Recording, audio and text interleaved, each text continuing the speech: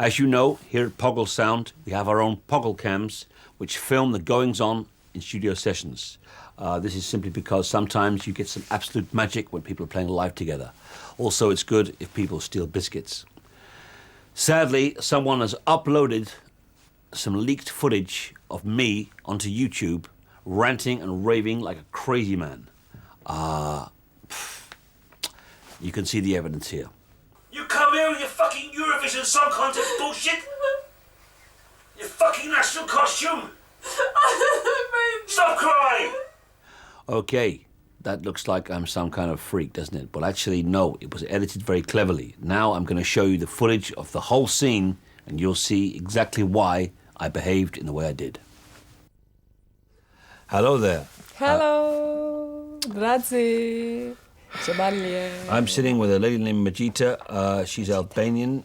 We first met when I was touring in Albania. Well, I was touring in Greece and Turkey, but we tried to do a gig in Albania, which was cancelled. And I heard this beautiful voice in a park one day. I looked around, and there was this lady sitting on a bench, and she has got one hell of a set of pipes. Thank you. We did a record together, which was crushed by the regime there. And one time we were trying to get her to defect to London. And then after I got to know her, I thought, actually, no. We knew each other. Zogu was my lover when I was 15. She's joking. I'm joking. I was 14. You can't say that. In this country, we don't do that. I am Albania #1 singer-songwriter female.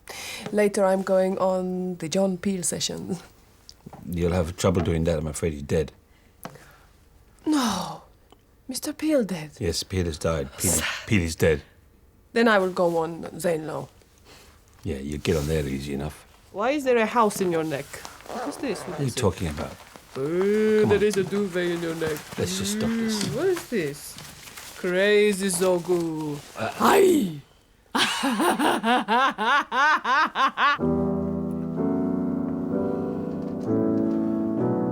Amid the broken boats and lolly sticks, a figure moves beneath the water.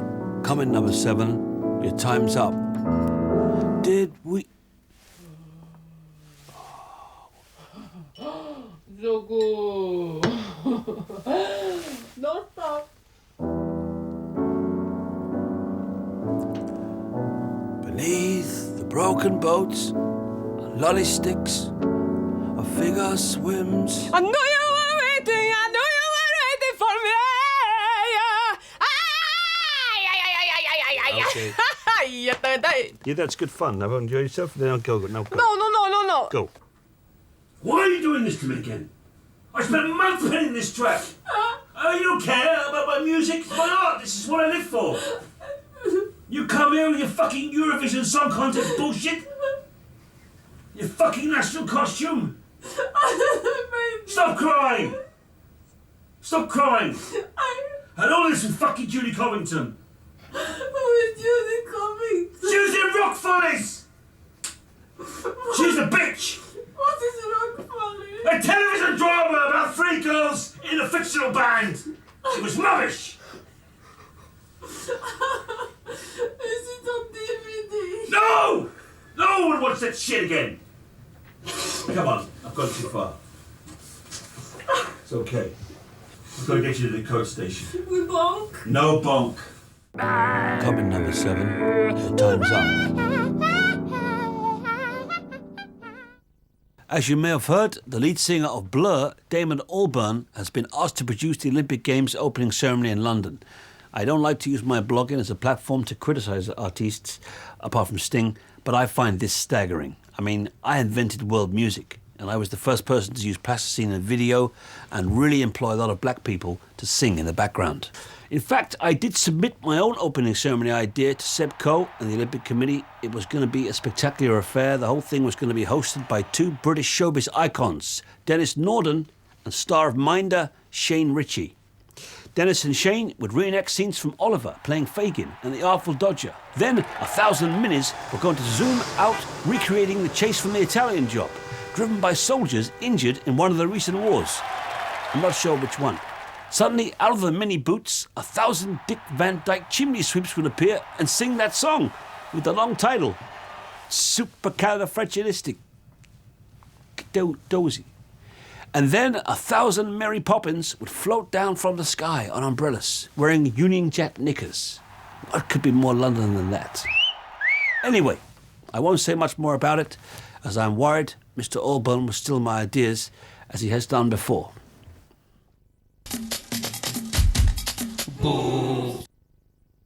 Welcome to Poggle Studios. I'm speaking at a very strange time. We were lucky enough to have Rafael Santacumas, the chanting vocalist from Salvador, and of course one of the greatest voices in the world, to come over here to Poggle Studios and perform on a track on my forthcoming album. Although he may not have been known to many fans of Western music, on the world music scene, he is right up there with Lennon, Sinatra, and Michael Bublé. Raphael's a very interesting character. He's never left his village, he's never flown, he's never read a book, or seen snow, or eaten cheese. We spent 4 days here on Poggle Island, my studio on the water, and we had a fantastic time. Sadly, he was taken ill yesterday due to an allergic reaction to some pickle he ate, and I'm afraid he died very early this morning. So I'd like to dedicate the next 4 seconds to the memory of this great musician. Raphael, this is for you.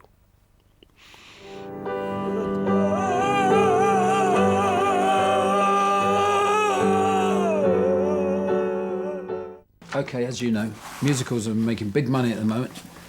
Queen, ABBA, Rod Stewart, the Bee Gees have all had smash hit musicals written for their music. This is something we could do. Okay, John, my first question would be, who's going to write it and what's it going to be about? I've got a great writer on board. He's young, he's hungry, he's written books, he's written hit records. What's his name? I'm not going to tell you that because you're going to say no. I just want to read the proposal. John, what's his name? Graham McPherson. Suggs. No, Graham McPherson. Suggs and Graham McPherson, they're the same person. Are they? Yes, you know that, John. You've got a villa next door to his in Puglia. Look, he just wants to break out a bit, show he's not all nuts and sunglasses. No way. Why not? Because he's not a proper musician. He peeks out from behind walls and jumps up and down like one of the Backstreet Kids. Well, to be fair, Suggs is doing what you should be doing. He's got a best-selling book, he's on Sky Arts, he's releasing a acclaimed new concept album, and he's just earned over $1 million with Bird's Eye promoting Frozen Peas. Exactly, he's a sellout. Well, it's a shame you think that, as soon as you've been asked to take over from Kerry Katona in the Iceland adverts for a 7-figure sum. Really? No, of course not, but you were tempted, weren't you? So why knock Suggs? I was only tempted, John, because that money could buy every ape in the wild a bulletproof vest to protect them from poachers, and also help them to email. Brian. Don't knock it. MIT are now developing these new computers which have multicoloured buttons, which are infused with different fruit smells, banana, loganberry, pineapple. And it helps the primates to Skype cross-country. Can we focus on the music for a moment? I haven't got long. What you do in your own time is entirely up to you. So you don't want Suggs to write your musical, all right? No way. Right. I'd rather get one of the gorillas to write it. Maybe I could write it. Could you? Yeah, I had an idea for a rock opera quite a while ago now. It was based upon the world's oldest musical instrument, which was a Chinese bone flute. It was 9,000 years old. It was called a ficatunis. And legend has it that the sound of this flute was so beautiful it would make a tiger burst out crying. And any woman that heard the sound would instantly fall in love with the blower, regardless of what they looked like. Do you know what, John? With this power comes a terrible price. It brings death and destruction to whoever plays the pipe, because it was carved from the devil's own pelvic bone. So the Chinese buried it deep beneath the ground, and 10,000 years later, it's dug up by a troupe of Morris dancers near Ashford in Kent. They blow it, and they all die. How do you get from China to Kent? Time travel, continental drift, maybe could be dragged by worms. Anyway, the ficatunis wipes out the human race, and that's the end of the world. Do you want people to come and watch this musical? Yes, of course. Why? Well, musicals are supposed to be brainless. Your idea is brainless, but in the wrong way. Bastards on a bus! Bastards on a bus! Alfred Hitchcock! I was asked by Paul O'Grady to sing his autobiography for Comic Relief. We're hoping to raise thousands of pounds for the next marathon in 2011. Paul is a good friend, although I've never met him. Equinox! I have recently been working on a song for the new Pixar Disney movie called Mumble Nuts. It's a film about a group of nuts all sitting in a bowl. Some are very old, some are younger. And it is coming up to Christmas, and they are all scared about the possibility of being picked, cracked, and eaten by the Christmas guests. So they try to escape the bowl. John Lasseter, the director of the film, kindly invited me to voice one of the nuts after Billy Connolly fell out with him over, I think, pay. Don't quote me on that. I play a cashew nut called Henry. He is a Scottish nut with a chip on his shoulder. He talks a bit like this. Where you going? Down the road? It's quite strange for me to be doing a Scottish accent, as I'm not Scottish, but anyway, we had a whole bundle of laughs. It seems we've been here for just a year, and now it's time for you to eat your nuts. Don't take that Brazil nut, he's my papa. Do you really need another nut? Don't take that Brazil nut, he's my papa. He's my papa.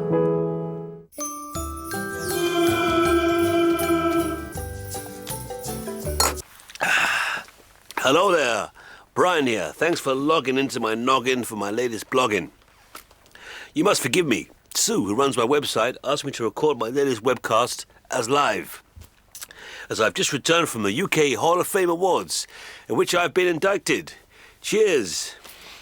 As you can see from my tongue, we've had a very happy night. Myself and many others, Bob Plant, Rog Taylor, Sue Quattro, and Bo, all performed live at Hackney Empire. Excuse me. It's been a long time since I drank so much and my head is beginning to spin. A highlight for me was being awarded the award by the award-winning director Ridley Scott, who's a big fan of my music. I'm not a fan of his films post-Blade Runner, but Alien is one of my top 3 Alien films. Ridley has asked me to perform at his 73rd birthday. Russell Crowe will be there, Tony Hopkins, Harrison Ford, and Thelma and Louise. Sadly, I can't make it, as I have a new washing machine being delivered, and I have to stay in and sign for it. It's one of those things, we can't get a babysitter.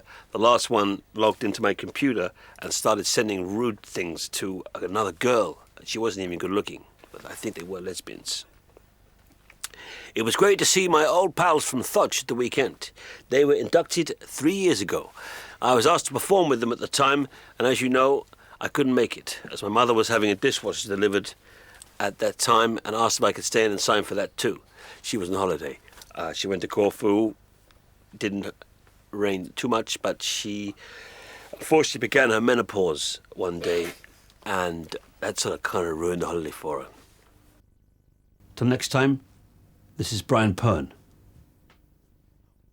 When I was just a boy, I loved your fat black suits. I never knew you, I was just a boy. Your films were suspense attacks. Your legacy is a chicken shack. Your house should be a museum dedicated to you, not a dive where fatties have chicken all to chew. Dial N Fernando's, N Fernando's, N Fernando's, yeah. Strangers on a train! Strangers on a train. North by Northwest! North by Northwest. Bastards on a bus! Bastards on a bus. Alfred Hitchcock! Lady vanishes! Never knew you.